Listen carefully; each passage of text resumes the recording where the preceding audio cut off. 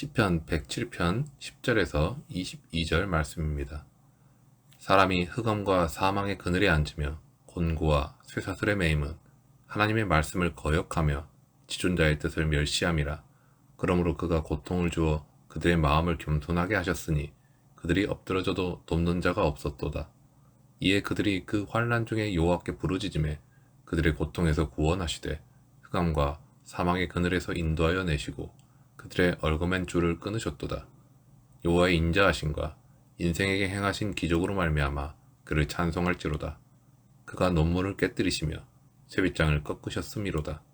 미련한 자들은 그들의 죄악의 길을 따르고 그들의 악을 범하기 때문에 고난을 받아 그들은 그들의 모든 음식물을 싫어하게 되어 사망의 문에 이르렀도다. 이에 그들이 그들의 고통 때문에 여호와께 부르짖으매 그가 그들의 고통에서 그들을 구원하시되 그가 그의 말씀을 보내어 그들을 고치시고 위험한 지경에서 건지시는도다. 여호와의 인자하심과 인생에게 행하신 기적으로 말미암아 그를 찬송할지로다. 감사제를 드리며 노래하여 그가 행하신 일을 선포할지로다. 우리의 인생에는 숱한 어려움이 있습니다.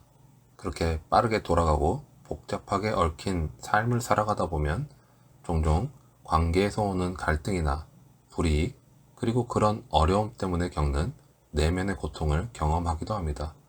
그럴 때 오늘 말씀처럼 죽을 것 같은 지경에 이르는 경험을 할 수도 있습니다. 우리는 어려움에 직면할 때 좌절하기도 합니다. 실제로 그런 최악의 선택을 하는 사람들도 볼 수 있습니다. 시편 저자는 흑암과 같은 곳에서 쇠고랑을 차고 있는 한 사람을 소개하고 있습니다. 어두운 감옥에 갇혀서 죽음을 기다리는 처참한 모습의 인물을 우리는 상상해 볼 수 있습니다. 우리도 사방이 꽉 막힌 상태에서 쇠고랑을 차고 있는 듯한 무력감과 좌절감을 느낄 때가 있습니다. 그런 상황을 맞이하게 되는 이유는 무엇일까요? 시인은 하나님의 말씀을 거역하고 그 뜻을 멸시했기 때문이라고 말합니다. 우리는 하나님의 말씀을 따르는 것이 우리에게 유익하다는 사실을 염두에 두지 않고 살아갈 때가 많습니다. 그러다 보니 하나님의 말씀보다 자신의 생각과 마음의 욕망을 따라 살아가게 됩니다. 그리고 그렇게 살아가다 자신의 지혜와 능력으로는 도저히 어떻게 할 수 없는 상황에 맞닥뜨리게 되는 것입니다. 이것이 바로 모든 인생이 환난과 고통을 겪는 이유 중에 한 가지입니다. 하나님의 뜻을 거역하고 말씀에 불순종하는 사람에게 고통이 찾아오는 것은 교만한 그 마음을 고난을 통해서 낮추시려는 하나님의 뜻이 있기 때문입니다. 만약 누구든지 고통 가운데에서 자신을 겸비하게 낮추고 하나님께로 돌아온다면 하나님께서는 언제나 선하심과 인자하심을 베풀어 주실 것입니다. 하나님은 교만한 자들을 대적하십니다. 우리가 교만을 버릴 때 하나님께서 베풀어 주시는 은혜를 경험할 수 있을 것입니다. 그리고 하나님의 선하심과 인자하심을 경험한 사람은 하나님에 대한 감사와 찬양을 회복하게 됩니다. 찬양은 하나님의 선하심과 인자하심을 경험한 자에게서 나오는 자연스러운 반응이며 특권입니다. 사람은 자신의 인생에서 고통을 당하면 그 고통 때문에 자신의 비참함을 깨닫게 됩니다. 죄로 인한 고통 속에서 자신이 얼마나 무기력하고 연약한 존재인지를 절감하게 되는 것입니다. 이렇게 고통은 우리의 불순종과 죄악을 깨닫게 해줍니다. 고통이 없다면 사람은 자신의 잘못을 돌아보지 않을 것입니다. 고통은 이렇게 우리를 하나님께로 인도하는 하나의 수단입니다. 또한 우리 자신을 내려놓고 하나님의 도우심을 전적으로 붙들게 하기도 합니다. 고통 중에 부르짖는 것보다 더 귀한 것은 매일매일의 삶 속에서 하나님의 말씀을 따르며 주님과 동행하는 삶입니다. 그래서 성경에서 어리석은 자는 시편 53편의 말씀처럼 마음으로 하나님의 존재를 부정하는 자입니다. 어리석은 자는 하나님의 말씀과 그 뜻을 멸시합니다. 어리석은 자는 하나님의 존재를 인정하지 않기 때문에 자신의 욕망과 자신의 본성대로 살아갑니다. 그렇게 하나님이 미워하시는 죄악의 길로 나아가는 것입니다. 그러나 죄악의 고통 가운데 있더라도 소망이 있습니다. 하나님께 부르짖고 회개할 때 하나님의 은혜를 베푸셔서 고통 가운데서 구해 주실 것이기 때문입니다. 하나님은 부르짖고 회개하는 자들을 건지십니다.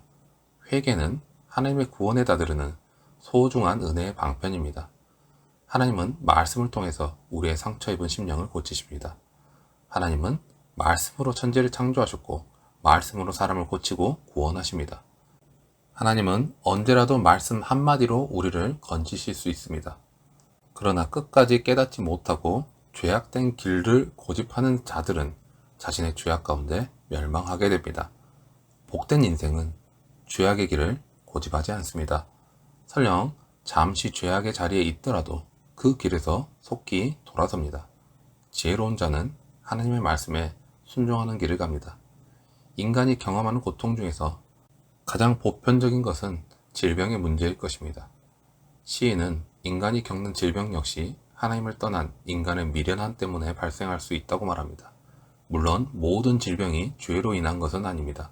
하지만 미련한 자들, 즉 죄악의 길로 행하며 악을 저지르는 자들이 그 죄악 때문에 질병에 걸리고 음식물도 삼킬 수 없게 되고 급기야는 죽음에 이르게 될 수 있다고 시인은 말합니다. 이런 인생의 문제를 해결하는 길은 하나님께로 돌아가 부르짖는 것뿐입니다. 하나님은 항상 우리의 기도에 귀를 기울이십니다. 기도의 사람이었던 다윗은 하나님이 자신의 기도에 귀를 기울이시기 때문에 일평생 하나님께 기도할 것이라고 고백했습니다. 하나님은 간절히 부르짖는 자에게 언제나 응답하시고 능력을 베풀어 주십니다. 하나님의 말씀은 병든 육체뿐만이 아니라 죄악에 빠져있던 교만한 영혼까지 치유하는 능력이 있습니다. 유다 왕 히스기야가 병들어 죽게 되었을 때 그는 하나님께 통곡하며 기도했습니다. 하나님께서는 그의 기도를 들으시고 선지자 이사야를 통해 히스기야에게 말씀을 주셨습니다. 이사야가 히스기야를 찾아가 하나님의 약속의 말씀을 전했을 때 히스기야는 치유를 경험하게 되었습니다. 우리에게 질병이 찾아오고 고통으로 마음이 힘겨울 때 히스기야와 같이 지체하지 않고 하나님의 도우심을 구하며 기도의 자리로 나아가시기 바랍니다. 우리가 환난을 당하고 사방이 막힌 것 같은 고통 속에 빠졌을 때 먼저 하나님과 자신의 관계를 돌아보시기 바랍니다. 구원의 주체는 언제나 하나님이십니다. 말씀을 보내시는 분도 하나님이시고 그들을 고치시는 분도 하나님이십니다. 위험한 지경에서 건지시는 분도 하나님이십니다. 구원은 오직 하나님께만 있습니다. 시인은 다시 찬송과 감사를 반복합니다.